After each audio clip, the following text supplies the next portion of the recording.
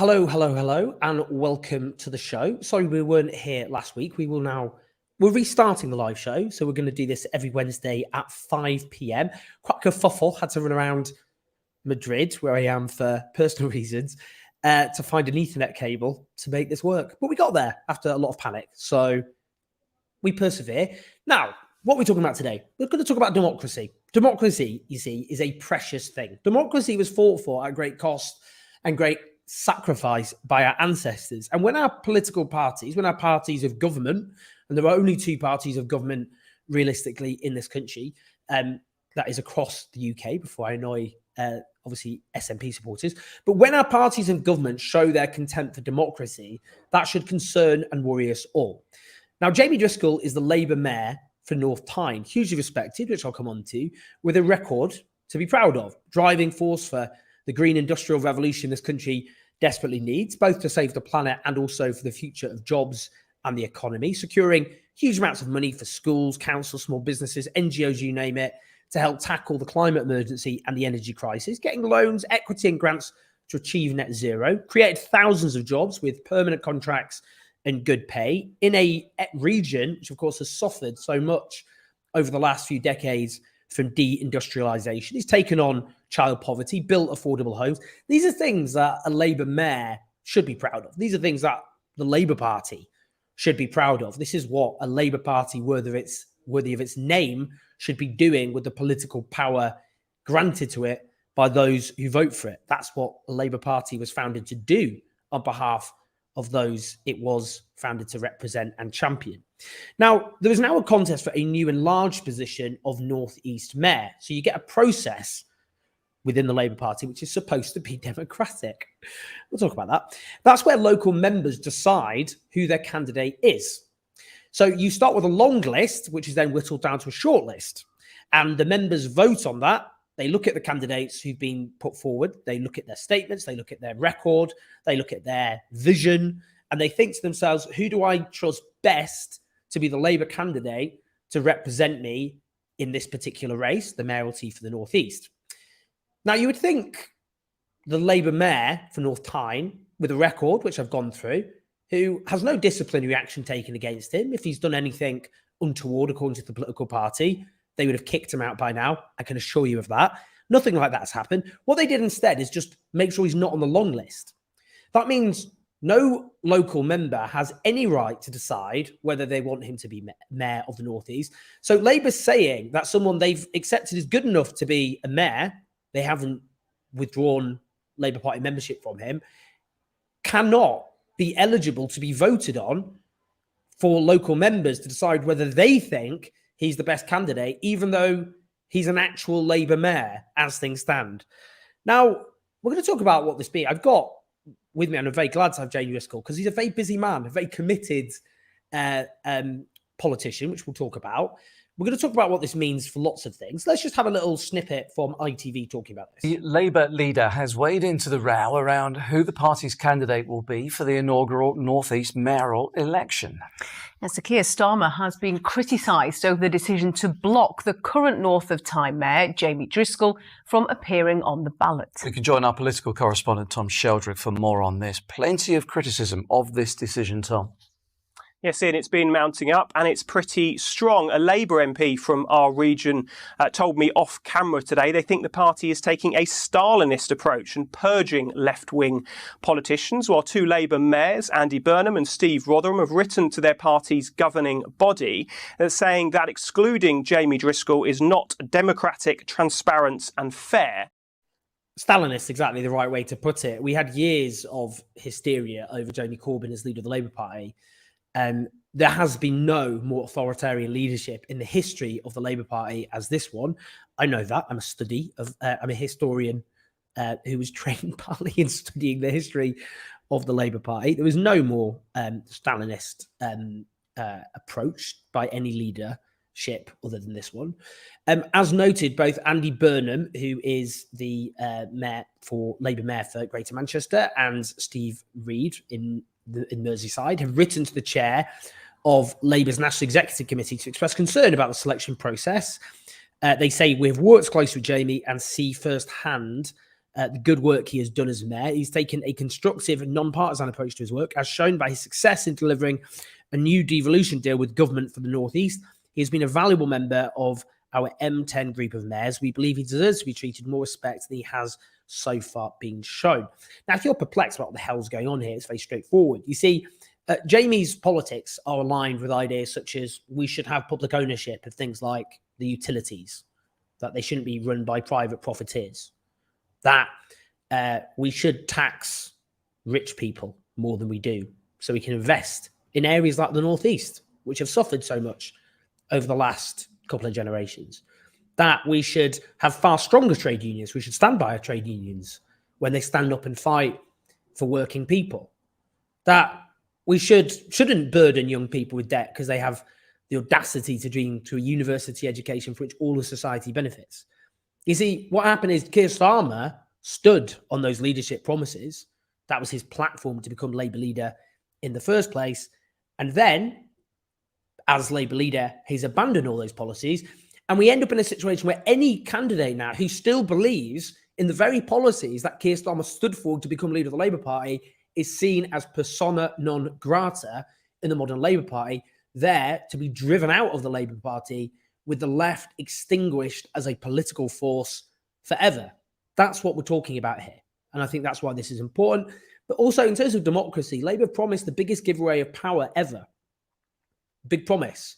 How can they square this idea there'll be big devolution under a Labour government when they're stitching up selections for these mayoral contests? Doesn't make any sense. It's not just about a factional issue here. It's about what's best for the people that Labour exists to represent and champion. What's best for the North East? Who's the best candidate? Is it someone who's already a mayor with a proven track record? And even if you don't think for you, maybe there's another candidate putting their hat in the ring, why don't members have the right to choose? And I think all of these are very important issues about the future of our democracy, and democracy within the Labour Party matters for all of us because they're likely to form the next government, given how the Conservatives have destroyed themselves. Before I bring Jamie in, I think I've introduced enough. Do like and subscribe. If you're watching live, I know the vast majority, to be fair, watch afterwards, but fine. If you're watching on Facebook, do click on the YouTube link as well. And you can support us on patreon.com/OwenJones84 to keep the show on the road. We're doing these daily videos at the moment, as you probably know, or using Super Chat. So, for example, Tad Cantwell asking, is there any difference in the power and responsibilities of the old and new mayoral contest? These are all questions, by the way, that I will put to Jamie afterwards. So we will make sure that he's asked. I'll thank everyone at the end with the super chats. And we're going to talk as well, by the way, the other thing I want to talk about is, you see, this isn't just about the Labour Party being made a hostile environment for those who could be described as the radical left or Corbynites or anything like that. If you're on the soft left, watch your back. You're next. You think this is going to stop with the likes of Jeremy Corbyn or indeed Jamie Driscoll? I don't think so. You see, these people who run the Labour Party now, they think Andy Burnham's too left-wing. They think Angela Rayner's too left-wing. They think Ed Miliband's too left-wing. These are all people they're going to come for, and they're going to come for anyone who puts themselves on the soft left, who might have had problems with Corbyn, thought he was too left-wing or didn't like the culture under him or whatever. You're next. You're out. You have no future in the Labour Party. And if you think you've got a future in the Labour Party, then I'm afraid those illusions are about to hit political reality, because what they're doing is lopping off the left, and then they'll come for the soft left. And the only people who will ever be selected as Labour candidates are people who are prepared to get on their hands and knees and grovel at the shrine of Peter Mandelson. That's the political party that has been forged in this country. Anyway, I think I've said enough to get us going. Jamie, hello, the brilliant Labour mayor for North Tyne. How you doing? Not so bad, Owen. Been a busy couple of days, although I suddenly find myself a lot more famous than I was before. I see quite a lot of you on the news. That's definitely true. Right, what I want to do is just start with just a trip down memory lane. During the Labour leadership contest, you met with this guy called Keir Starmer. And I say this guy called Keir Starmer because quite a different politician from the current Keir Starmer who runs the Labour Party. Let's just hear in an interview, you did a lengthy, very friendly, amicable interview with him. This is one of the things he said to you. But even in our campaign, we've been able to bring together different parts of the party And I'm conscious of the fact that if I leave the Labour Party and ask for unity, I've got to demonstrate that through my campaign and as leader of the Labour Party, because you can't ask others to do something you're not doing yourself. You can't ask others to do something you're not prepared to do yourself. How does his commitment to unity, which he made to you, how do you feel about that three and a half years on? He said that directly to someone who he has then, under his leadership, ensured was purged, clearly for political reasons. What do you think about that? Well, it's funny that. So the Labour leadership campaign, I interviewed all of the three candidates, interviewed Becky, interviewed Lisa and Andy, interviewed Keir. Give them the questions in advance, plenty of things. One of the questions I asked him was, Boris Johnson got rid of all the people he didn't like, removed the whip from them. Is that something you would ever do? Oh, no, I don't believe in that approach, was his answer. The mainstream media, even the Tories, taunt Keir Starmer across the chamber for not honouring his promises. And I do think that's worrying for democracy. I think when politicians make a promise and it doesn't get delivered, then it does undermine democracy. And we get this whole culture of politicians are all the same. And then we end up electing people like Boris Johnson just because he happens to shout louder or be more charismatic. So it really is quite dangerous. And why they're doing it? Well, I mean, they speculate. Some of it is a naked power grab. Some of it, as I think they know that an incoming Labour government is going to have a tremendous amount of difficulty. I mean, I want a Labour government. I don't want the Tories there. But that Labour government coming in, the public finances are difficult. We're going to have public sector workers who haven't had a pay rise in 5 years. All the roads are full of potholes. All the NHS has got huge backlogs. You're waiting about hours for an ambulance sometimes from heart attacks and strokes. So what's that Labour government going to do to fix it? Well, if they don't fix it, of course, we know what will happen. We will see the Labour base will be up in arms in a way that if the Tories aren't fixing it, well, a lot of their voters aren't actually interested in these issues. They will support the Tory party anyway. So the Labour Party will lose its base. We'll see the Labour Party membership be outraged at the treatment of working people, the way they treat the public services. So then we would see a big swing to the left in the Labour Party. So they are desperate to get rid of anybody who could be a channel for that energy to move the Labour Party back to mainstream, if this was in mainland Europe, mainstream social democratic policies, which, let's be honest, is what we're talking about here, isn't it? When we talk about public ownership of utilities, most of our utilities and transport system is in public ownership. It's just publicly owned by a different country. Exactly. I mean, I think that's a really astute point, by the way, because the formula they're trying to replicate is 1997, but actually in lots of ways 2005. A lot of them are more kind of Blair when he was going all loopy and talking more about privatizing public services and so on. But nonetheless, 1997 was an age of rising growth and living standards because of an unsustainable financial bubble. But that Britain isn't like 1997 today. Britain's more like 1974, but more crisis-ridden. And that's the issue, isn't it? They've got a kind of approach which is not on a collision course with political reality. And do you know what? Maybe there's room for people to disagree with that within the Labour Party. But if the Labour Party was the broad church Keir Starmer said it would be, then those like yourself who think, well, actually, couldn't we go further? Couldn't we actually have some of the more transformative policies you were actually asking for, Keir Starmer, in the leadership election 3 years ago? A Labour Party that wasn't a dictatorship internally and autocratic would say, do you know what? You're not exactly aligned with the leadership, but you're doing great Labour things we should be proud of. And obviously, in a broad church, will let members have a say about whether you represent them or not. Well, here's the interesting thing. So the press are fond of labels. The last Core Minister in power. And I am still in power for the next 11 months, no matter what happens, by the way. So the approach I've taken is actually really quite different from this perhaps the more traditional left, centralise everything, control it from Whitehall. It's very much about devolution. And I work locally with loads of businesses, and loads of businesses actually really like working with me. So through amazing persuasion, I've got 50,000 workers now covered by the real living wage, trade union terms of conditions.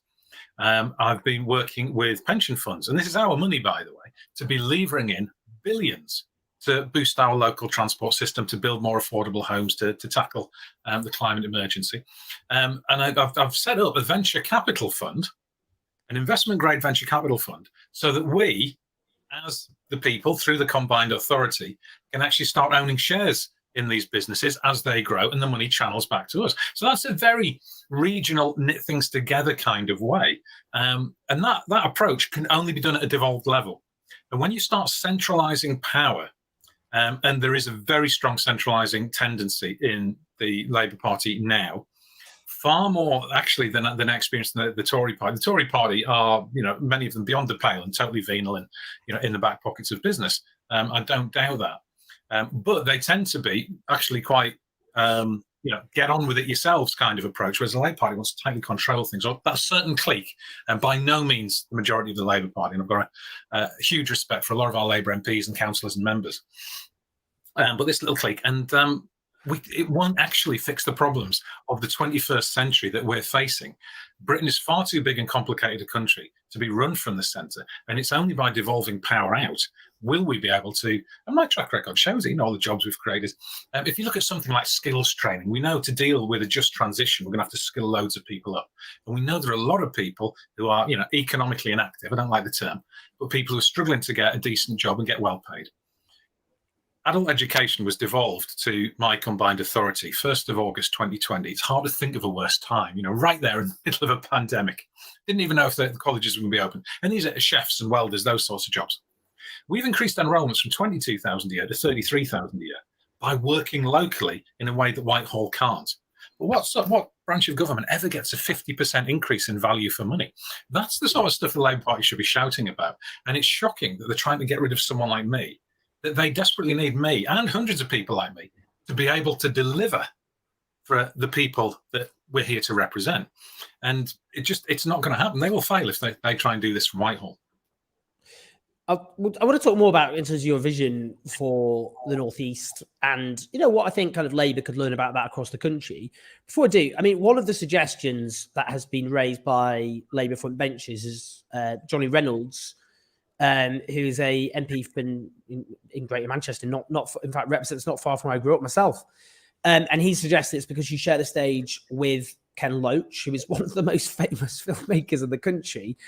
Let's just see, because just in the real world, let's just see how a local BBC report spoke about Ken Loach. Ken Loach, who turns 87 this month, has been coming here since the 1970s and has been invited back to show his latest feature. How important was it for you to be able to bring the Old Oak to Cannes? The Cannes Festival is the biggest event in world cinema, I think. As a place to launch a film, nothing compares to it, because people come from all over the world, people write about it from all over the world. There's no other way of getting that attention. Cannes is unique. And it's now time to share their film with the world.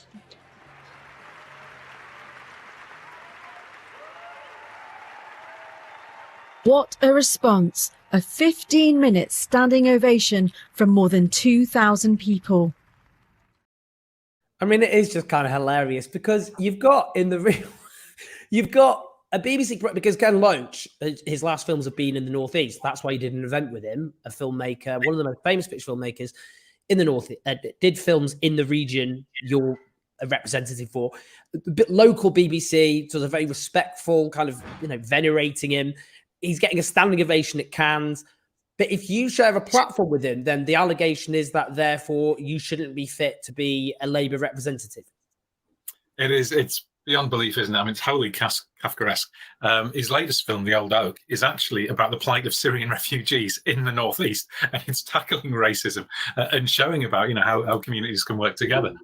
And that was part funded by the BBC.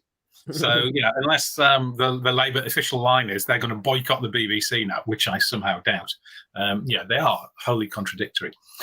So I did this event. I do a lot of events as the regional mayor. Would you have a chat with Ken Loach about films? Brilliant. So what we spoke about was Ken's favourite films, my favourite films, how he got started in films, how I got started in politics, what you should do if you're getting started out in films, and Star Trek. And he was really quite mocking about some of my opinions and cultural choices. But it was great. It was a great event. There was loads of people there. It was quite light. And it was a celebration of the arts. And to say that a regional mayor should not talk to possibly our greatest living film director, about his last 3 films, all set in the Northeast, creating jobs here. You know what? How are we supposed to do our jobs if we can't engage with cultural events that actually matter to the people in our region? Just some of the questions coming through. I mean, Tad Cantwell asked, as I said before, is there a difference in the power and responsibilities of the old and new mayoral position? So just explain basically what, because you're North Tyne Mayor, this is a large metropolitan region, metro region. Yes, I'm a Metro Mayor. That covers the city of Newcastle, over the coast in North Tyneside, but all the way up to Scotland, to Berwick. So it's a huge geographic area. And at the moment, I control an investment fund, and my target from central government is create 10,000 jobs over 30 years. Off of the combined authority, obviously, no one's going to be there for 30 years, I hope. And so I work with companies. I have an adult education budget that comes in. That's about an extra 25 million a year. I have some money that I managed to get for brownfield housing that we had to negotiate for government. And I do this to create affordable homes. To the investment fund, I use to tackle child poverty and improve educational standards, even though I don't have to. I brought, last year actually, the Northeast, we were the #1 region of the country for inward investment. So this line from the Labour Party of candidates from the highest standard, I think that is a definition of the highest standard. And so that's the powers we've got. And we're going to now bring in not just the north of Tyne, we're bringing in Gateshead, Sunderland, South Tyneside and County Durham. So we are increasing the size of the area. All of the programs that I've set up that have still got to run, they all get over. All my staff get 2P'd over. So it's the same authority, just on a bigger footprint with more people involved in the governance, take their priorities into account. So it's exactly the same, plus control of the transport system. So that's a new thing. And that was something that I promised we'd get when I ran last time. Labour members have already selected me for this position, by the way, previously, my current position, and won that election. So the public have backed me. So there's no question there about, will the public back this guy? And like I say, in that manifesto, I said I would negotiate to get transport powers, because other areas have, like Birmingham or the West Midlands, like Greater Manchester, Liverpool City region. So negotiated to got them, got £1 billion over the next 3 years in total. We've negotiated the highest value devolution deal anywhere in the country. We get more than Manchester. We're getting more than the West Midlands, for example, despite the fact they're much bigger populations than the 2 million this new deal covers in the Northeast. So I've been right at the heart of that. I've worked with Tory Treasury ministers like Simon Clarke. I've worked with people like Michael Gove. I've worked with people like Grant Shapps, who wanted to take 50 million a year out of the transport budget and say, well, you're already getting that for the Tyne and Wear Metro, so we'll take it out of this new settlement, and went and made the case and had the argument. So yeah, but everywhere else has got heavy rail. Don't punish us for having a good metro system. Won that argument. So I've got us hundreds of millions of pounds. And despite all of that, the Labour Party is saying, this guy isn't a candidate of the highest calibre. Find me someone who's better. And I mean, here's the thing. I mean, the idea of this, if you hadn't have had the sit-down meeting with Ken Loach, that they would have made a different decision is a joke and a farce. And actually, if they're trying to sneak in the issue of anti-Semitism, which is a very serious issue, anti-Semitism, you don't make light of anti-Semitism. You don't just drag in something which is a 2,000-year-old hatred, which is responsible for the Holocaust, but also multiple horrific crimes throughout history. You don't just lightly throw that in and insert that into a political discussion or conversation without extremely good foundations. And as the Ford report, which was commissioned by the leader of the Labour Party, made clear, you shouldn't use issues, for example, of anti-Semitism in a factional context. Now, I think just the broader point, I mean, I'm going to talk obviously more about the Northeast, but in terms of double standards here, I mean, firstly, when they keep saying in the nationally, we make no apologies that we expect candidates to be of the highest possible quality. Well, let's take it for the case of Neil Coyle in Bermondsey, who was suspended for racially abusing a journalist and also was found to have sexually harassed someone. Now, if under Corbyn, you'd had a Corbynite MP or whatever you want to call it, who had racially abused a journalist and was also found to have sexually harassed someone, and they were just reinstated, all hell would have broken loose. And at the same time, before we came on air, Christian Wakeford, a former Conservative MP who made very inflammatory comments, I have to say, about migrants, which he then had to grovel and apologise for after he defected to the Labour Party. But today, in Parliament, Christian Wakeford had a selfie and a picture, a glowing tweet, about Gene Simmons. Was going to say Angela Rayner stole the shirt PMQs this week, but I'm afraid it wasn't to be. Sorry, Ange, there isn't anyone to upstage Gene Simmons. Great to be able to watch in the chamber today and to meet him too. Now, as the Labour Muslim Network have said, they've written to Christian Wakeford regarding his recent tweet on Gene Simmons' visit to the House of Commons. Simmons has been associated with extremely Islamophobic past comments, including referring to Islam as a vile culture. Promotion of Mr. Simmons is Islamophobic and a direct violation of the Labour Party Code of Conduct. They go on to say, we've called on Christian Berry to immediately remove his tweet and apologise to Muslims, the Labour Party and beyond. Actions like this severely undermine the effort to tackle Islamophobia within the party and British society as a whole. They've also written to Keir Starmer, the General Secretary, if we do not act with immediacy and seriousness, it only furthers accusations of a hierarchy of racism in our culture. So the allegations there is that Gene Simmons has made profoundly Islamophobic comments.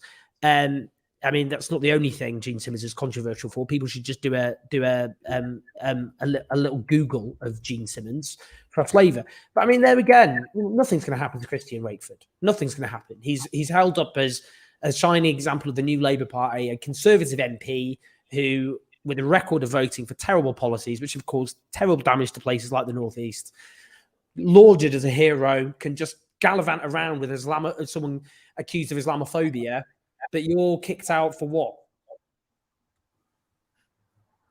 It's almost as if they're playing a game, isn't it, Owen? You know, you get someone like Christian Wakeford there, who's been a Tory, tiny majority, clearly not going to win, and thinks, you know what, I'll defect. And then the Labour Party say, yeah, isn't this great? And it's almost that in-your-face Tories is why they're doing it. It's the political game and not, well, what does this mean to the people you represent? My loyalty has always been, and before any of this blew up, I've always said my loyalty is to the people who I represent and going to do the best for them. And if we go back, you know, to you're raising questions there around Islamophobia, around anti-Semitism in the Labour Party. And he said, by the way, I should say, he said it's a vile culture. And if you think for a second that's willing to just live in the sands of God's armpit, you have another thing coming. That's what he said about Islam. Yeah. And these are problems that they're certainly very serious problems in society. The problems in the Labour Party, by the way, and this accusation that people aren't taking this seriously. There may be some people that take it seriously, but the people very much on the left are the people who for years have been campaigning against the far right. It's what I used to do in my younger days, and in really quite a hands-on way. People might have picked up from my various stories about me. I'm a black belt in jiu-jitsu, so I actually used to be directly involved with dealing with the far right, with intelligence gathering, because when I had hair, it was also this short, so I could actually pass for a skinhead, and you go and sit and drink with these, and you pick up what's going on. So it was actually directly, and this was in the days when they were doing things like nailing pigs' heads up to on the Jewish cemeteries and things like that. What has happened in the Labour Party is undoubtedly there have been a lot of people who've been very, very clumsy and quite offensive in the way that they have conflated the criticism of the state of Israel, whose actions, I think, of the murder of innocent civilians is definitely happened. But they've conflated that with very careless language, possibly at times willfully provocative language, and blamed that on Jewish people in general, which is anti-Semitism. And so let's not say that there is no anti-Semitism here. I was quite touched today. Some people, I have no idea who they are, have just written me a letter of the local Jewish community who've said, we are outraged that the Labour Party is pretending that we are outraged that you spoke to Ken Loach and that's the reason they're getting rid of you, because we think you've done a good job. No instigation from me whatsoever. I don't even maybe I have met the people, I didn't certainly recognise the names. So that's the level that we're at. And Islamophobia, also a very serious problem within the Labour Party, and is not getting the issue that it should have. I mean, a local councillor in Newcastle, when Nick Forbes was deselected, actually had another go at another sitting council, two sitting councillors who are Islamic, and accused them of a specific Muslim plot. Now, replace the word Muslim with Jewish, and that would have been all over the news. But it wasn't. So, the Labour Party is not taking everything as seriously as it should. Yeah, I mean, it's very important. As I said, the Ford report was commissioned by Keir Starmer himself. And I think it's very odd and, well, I think it's very revealing that it's almost talking about the Ford report make kind of people, the kind of mainstream view within the media, or the Labour Party leadership, that's kind of cranky to talk about the Ford report. as though it's some sort of fringe report rather than a literal report that was commissioned by Keir Starmer, with Martin Ford QC being literally what perhaps the most accomplished black barrister in the country. And yet his warnings about perceptions of a hierarchy of racism, as you said, emphasizing the need to deal with anti-Semitism, not in any way belittling the seriousness of anti-Semitism, and also treating other forms of racism like anti-black racism or anti-Muslim racism with the seriousness they deserve. And it should be said, look, in terms of where this is obviously heading, I mean, you mentioned Nick Forbes there, who's from the Northeast and used to be the leader of Newcastle City Council. In fact, I remember I did an event with him a few years ago. But he's friends with Morgan McSweeney, who was Keir Starmer's campaign chief and chief of staff for a while. And he said, Nick Forbes said of Morgan McSweeney, he doesn't have any room for compromise with the hard left. He thinks they need to be eradicated from the party because they are so dangerous. And their view of what the hard left is a broad net. So that's what's happening here. It's the eradication of anything which is seen to be associated with the left. I mean, just on that, I mean, Tom's asking, how do further left members of the Labour Party plan to deal with the challenge I think Starmer's posing these? I mean, a lot of people would look at this and think, to be honest, Jamie, you're sunk.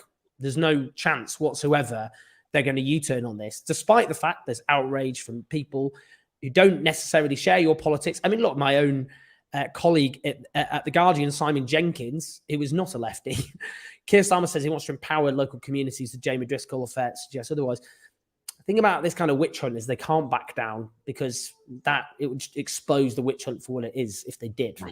Isn't that the problem? You kind of you talk there about people who don't share my politics. There's actually very few people who don't share my politics once you get behind the headlines and the labels and the name calling. The headlines and the name calling and the labels are essential to protect the actual truth of the politics of exploitation. Places like the Northeast are seen as a cash cow. It's a colony for global corporations to just charge us, take money out and launder it. It's not just the Northeast. I mean, London, we often go on about London and we use that actually as a metaphor for, Canary Wharf and Westminster, but actually there's huge areas of deprivation in London as well. Let's not forget that. So the reality is, if you talk to people and say, why is it that, for example, Northern Power Grid, the transmission grid in my part of the world, 355 million a year turnover, 135 million profit taken out, owned by an American billionaire. And then we have Storm Arwen and the grid falls over and there's villages in Northumberland not getting electricity for 2 weeks. You talk to people about that. Business local Tories agreed with me on it.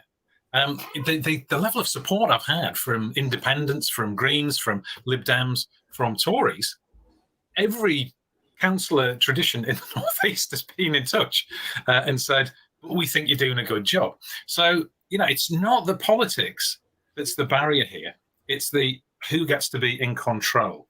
And it's the centralizing tendency. You know what? And I think, I'm sure you're an advocate of PR as well, so am I. And not just on parliamentary elections, I do think we need a different constitutional settlement. How we get there, you say, I'm a sunk. Individually, the Labour NEC, I don't see that there's any chance they're going to back down. At the moment, they look stupid. If they move, they look stupid and weak. So the question is how much noise do we make as people who are concerned citizens? I'm a socialist. I think you're a socialist. But even if you're not a socialist, if you have any progressive views at all, this should worry you, because this could be a party of government that tolerates no dissent and is willing to smear and lie about people. Then, that is kind of the definition of... we did this event with me and the other mayors and Keir Starmer and Lisa Nandy on the buses. And I'm pretty sure that you'll see me airbrushed out of a photograph at some point soon. That's coming. So what are we going to do about it? Well, number one is to stand and fight about this. I'm not someone who's given up. I literally used to stand and fight the far right. So there's no question about bravery there.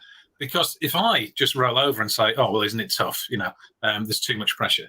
Then the people next to me, because you're dead right, they're going to go for Ed Miliband. They're already undermining his climate pledges. And Ed knows that. He knows the pledge of 28 billion a year to cover everything that we get, if the fiscal rule says it's okay, is not adequate to meet the climate emergency. Labour's pledge to get 100% green electricity by 2030 is a good pledge, way, way better than anything the Tories do. No question about that. But it's 1/10 of the increase in clean energy that we need to replace oil in vehicles and gas in buildings. It's inadequate to the real task. So again, this is politics as a game. What are they saying? What can we offer more to persuade a few people to vote for us? Rather than the approach I take, we do a massive amount of engagement work. I run equalities assemblies where we bring in the neurodiverse and people who are blind and other sensory disabilities and survivors of domestic abuse, all sorts of things, and say, what are the real barriers that you face to a better life, to higher wages, to get into skills training and things like that. I work with the trade unions. I fund the Union Learn program, directly fund trade unions to help people get better jobs. It's that holistic approach that's necessary. And it's about how to fix these problems. And yet we have people playing political games. What do we need to say to win over Worcester man, Essex man, Worcester woman, in order that we can get in power? But we're not going to tell you what we'll do when we get there. It's just bad for the country. And just finally, if you were going to do a kind of 1 to 2 minute, just a very quick elevator pitch, what I, Jamie Driscoll, would do as Labour mayor for the North East, I'm going to let you take the floor now and just do a kind of bam. This is what my mayoralty of the North East would look like. Right. Create a total transport network, because our transport system is truly dreadful. That means bringing all the buses back into public control, but integrating it with the Tyne and Wear Metro and the heavy rail system. And I've been talking to rail operators today about that. And then have car clubs, much better active travel. So you can have on your phone or with a smart card, whatever you want, a single ticket to get you right across the region with free travel for under 18s. That tackles the climate emergency, partly, and makes a huge difference to life opportunities for young people. Then I want powers to regulate private landlords so that we can improve the quality of housing. I want a richer cultural life with better festivals. We're already doing that. And we already have a wellbeing framework. We make our decisions based on wellbeing for the people, not how it affects GDP. Then I want to have full employment. Now, you're always going to have what's called frictional unemployment or mismatch unemployed. This is where you have jobs available, but people who don't have the skills to do them, and train everybody up so that they have the option to earn a decent living and get rid of 0 hours contracts and bogus self-employment. And that means starting right at schools and tackling child poverty. And then the Green New Deal. And again, we've done loads of work on this, but this is giving power directly back to communities and working for zero carbon emissions, investing heavily in our energy system, and a lot more community ownership of all sorts of things. And coming online in a few months' time is my social finance fund, which is directly funding workers to buy out the businesses when their companies are sold, so they come into public ownership. Not public ownership, the ownership of the workers who work there. Not bad, eh? Pretty good, eh? Oh, well, sorry. Slight problem there. Why they don't want me. Because if I prove that works... Yeah, can't have common sense policies that actually transform people's lives and shift society's interests in favour of the majority rather than those who make vast amounts of profit. We can't have that in the modern Labour Party, Jamie. So get with the programme. Unless you're going to, I don't know, advocate for something for some big accountancy firm and the interests of multinational corporations, I'm afraid you're out. I don't make the rules, quite literally. Jamie, it's been such an honour. This is obviously a vast injustice, and I hope people keep everyone who's either watched or listened to this, make as much noise as you can. They can't be able to just get away with this and not face any repercussions. This is a democratic outrage. It's an outrage in terms of the people of the North East. It's an outrage in terms of the principle of democracy, and it outlines the direction of the Labour Party, which tolerates no dissent whatsoever, is completely authoritarian. And what that I fear means for our democracy, because these guys will be running the country next year. Obviously, I think the vast majority of us, anyone watching or listening to this, want the Conservatives out. Good. That doesn't mean we should accept attacks on our democracy, because democracy is the most precious thing that our society has. Jamie, thank you so much, and keep fighting. Can I just make a quick appeal there? If anybody actually wants to go onto my website, sign up to the mailing list, and I'm sure I'll stick the link on his feeds. Yes, I will put. In fact, I will put the link below here as well, and we'll put it up as a banner so we can get people to click on that. All right, Jamie, really appreciate it, and I will speak to you soon. Cheers. Cheers. Oh, hello. Well, we'll keep in there. You're taking over the show by the looks of things. I'll speak to you in a bit. Great stuff there from Jamie. Brilliant stuff. And I can see from the comments, people saying stand for leader. People literally. I mean, it's infinitely more charismatic than Keir Starmer for a start, but then so's this. So. No, he's very charismatic on his own terms. Obviously, I don't want to belittle Jamie there. Jamie's a very charismatic man. Yeah, I'll just keep talking because I've got other questions which have come in. So let's just keep having a wide-ranging discussion about this. Because, I mean, let's start, say, David Barata. What is the likelihood of Labour purging? I think you mean Socialist Campaign Group there, or even Burnham next. The Labour rights seem untouchable right now. Well, yeah, Beth Winter, another campaign group MP, because of the border changes, she was competing barriers for another seat, a new seat that was created. And she has lost that. And her position is that there are irregularities and so on in the contest. They clearly the machine mobilized against her. I mean, they are, in my view, they want to just get rid of all the left-wing MP. I mean, that's not in doubt. They do want to get rid of all the left-wing MPs. That's not in doubt. The question is, will they be able to do it and get away with it? What they've ensured is by attrition, that group of left-wing MPs will shrink because no new left-wing MPs are going to get selected. The only one who has been selected in a winnable seat is Faiza Shaheen. That's in Chingford and Woodford Green. That's in Duncan Smith's seat. She has a very good chance of winning that seat. And that's the only reason she got that, is because she's got such a big national profile, so well respected, and so much support within her seat. To do over a woman of colour with so much support, who's obviously just the best person for that seat, she's from that seat, would just, that was too much even for them to get away with. But they've done it elsewhere. They've given reasons for blocking people, clearly front runners, incredible candidates, on the basis of liking a tweet by Nicola Sturgeon in which she expressed relief at having a negative COVID test. That's where we're at within the Labour Party. They will literally find anything. They will keep finding any excuse to purge left-wing Labour MPs. I wouldn't be surprised if they just did it en masse before the next election, because their calculation is the media will go, well, whatever. The media hate the left, and they will just see it as good politics. If it was Corbyn who did something like that, obviously they'd scream blue murder and say that, Stalin's reign, but worse is coming.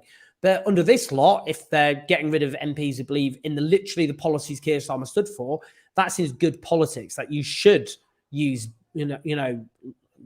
low politics, authoritarianism, deceit, duplicity to get rid of the left. That's it. So they, what's the consequences of them not? That's what they're calculating. So I would worry if I were a left-wing MP that they're next. Andy Burnham, they hate Andy Burnham. They literally hate the guy. They keep briefing against him. So he said the other week, could you just leave me alone? That's what he said. They brief against him all the time. These advisors, I know I keep doing this, so maybe I should stop doing it because we should stick to the politics. But it's difficult not to do this because it is so irritating to be outmaneuvered by such a bunch of weird losers. Honestly, these people, they're dead behind the eyes, people who don't believe in anything. They'd sell their own mum on eBay for a safe seat. They're completely devoid of principle, of policies. You meet them and you instantly can tell these are just unsettlingly odd people who, you wouldn't want to spend very much time with. And for them, it's just a game. They just want to climb to the top of a machine. They want power for the sake of it. And they hate the left more than anything. That's what makes their heart beat a little bit faster. Not the Tories, not defeating the Tories. So, yeah, I mean, that's the other problem. If you look at Michael Crick, for example, Michael Crick is a former Channel 4 journalist who hails, I'd say, from the right of the Labour Party. So he's actually politically not very different from the people running the Labour Party, but he's got integrity.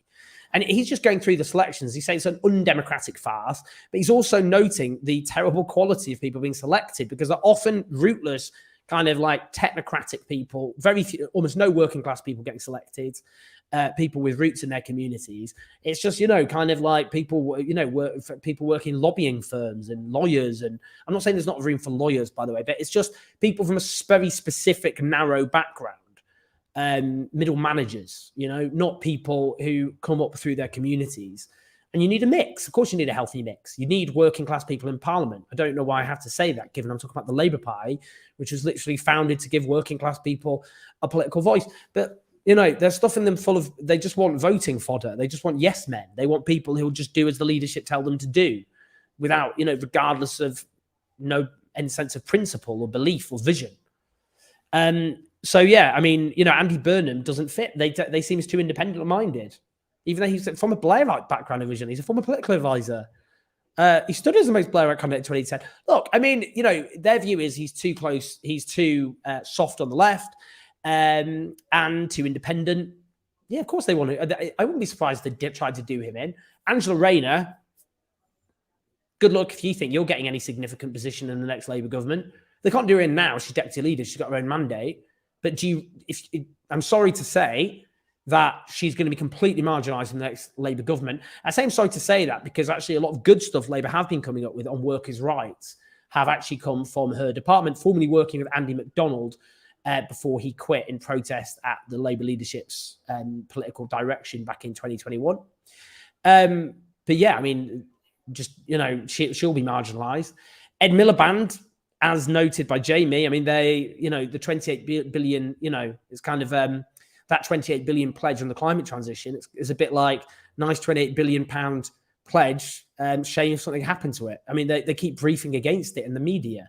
Rachel Reeves is showing no clear commitment as the shadow chancellor to that, and they already reduced his department responsibilities back at the end of 2021. That was, they toyed with sacking him. Instead, they just took the business department off him. Yeah, I mean, they don't, a lot of people around him regard him as the kind of person who laid the it was the first kind of sinful shift to Corbynism. That's how they see him. So yeah, they want all these people out. Have to say, if you compare it, look, no fan of Blair, but actually it is in his cabinet to begin with, he had people on the clear soft left in prominent positions. People like Robin Cook or Claire Shaw. But you don't have the equivalents now. You've got a very clear, dramatic shift to the right, with the likes of Ed Miliband having his wings clipped, his policy pledges under threat, even though actually he's come up with the best ideas and policies, and most of them don't have any policies or any sense of what they want to do. So yeah, I just think it's important to just make that clear. Yeah, I do think they'll go for the soft. This is the key point. People need to say this to the soft left. A lot, and the soft left, I don't really know often what is the soft left. Some of the soft left is just kind of ambitious people who want a kind of left veneer. And then, Chuka Munna got selected as a Labour candidate on the basis he was on the soft left. And then you can see what happened there. But you'll get some people who are authentically on the soft left. That's a thing. That's a tradition that's already existed within the Labour Party. You don't have a future in the Labour Party as things stand. I'm sorry, you don't. What they're trying to do is make it a hostile environment for anything other than just hardcore Blairism, like a Change UK writ large. That's what we're talking about. A Change UK, but without the shit logo. God, I'm cheering everyone up. This is too long a name for me to say. I'm sorry. While the Tories are so unpopular, it's completely bizarre that Labour are not taking this opportunity to run a campaign of real left-wing policies. Yeah, you know what? If you go back to 2017, the general election, we're not supposed to mention. Because it's talk about 2017 general election, when I know Labour didn't win, I know that.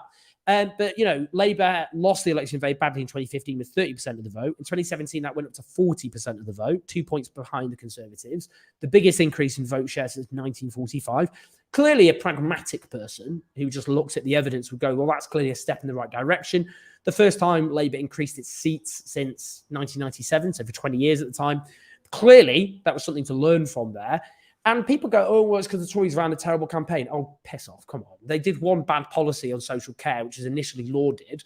And the reason that fell apart is because Labour and its allies took it to pieces, which is a sign of a good campaign on the part of the Labour Party. But frankly, there were 2 terrorist attacks in that election. And terrorist attacks, at the best of times, helped the government in power. To be honest, there's a kind of rally behind the government in a time of crisis effect. But in that election, they were smearing Jeremy Corbyn and his key allies as terrorist supporters. Equally, Labour had its own car crash interviews or portrayed as such during that campaign as well. They actually, the Shadow Home Secretary stood down 2 days before the general election. And even then they say, well, it's because that's because the Tories, shot themselves in the foot. They did nothing even close to on the scale of what the Tories have done in the last 3 years. Last 3 years, the Tories have just set themselves on fire I mean, they've had literally 3 prime ministers, one of which driven out because of scandal, the other driven out because they crashed the economy and sent people's mortgage rates hurtling, unprecedented cost of living crisis. I mean, the number of scandals they've been involved in is completely and utterly ludicrous. The country's crumbling, NHS and public services falling apart. I think that's slightly more of a disaster for the Conservatives than a bad social care pledge. But then they claim, well, this is all... So clearly, you can see in 2017, if you hadn't had a big civil war for 2 years within the Labour Party, for a start, and if you could say, well, actually, Jamie Corbyn wasn't a natural leader or whatever, fine, go down that route. So if you did have someone you regard as a more conventional politician with conventional leadership skills and speaking ability or whatever, with those policies, then why wouldn't that have been enough to get Labour over the edge in 2017? The point I'm making is it's just not true. We can know that from the polls that those policies are unpopular. They're not.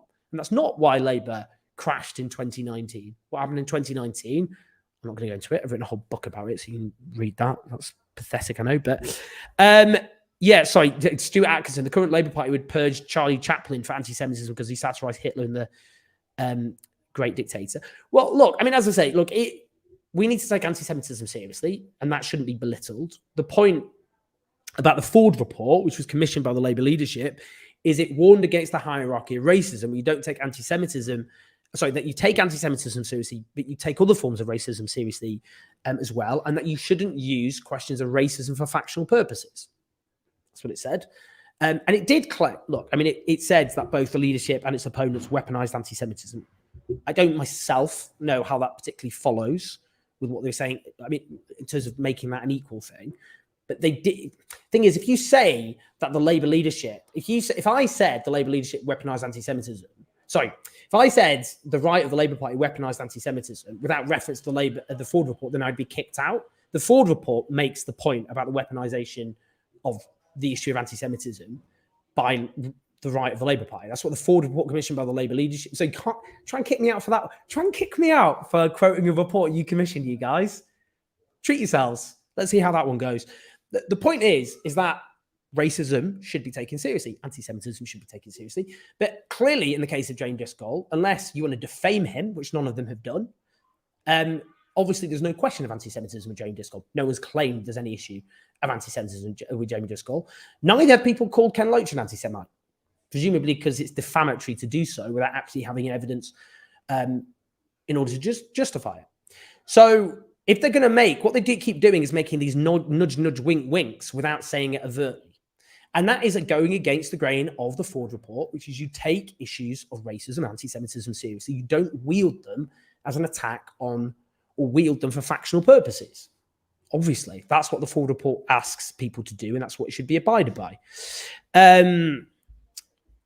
Should we tell Keith to referring to Keir Starmer?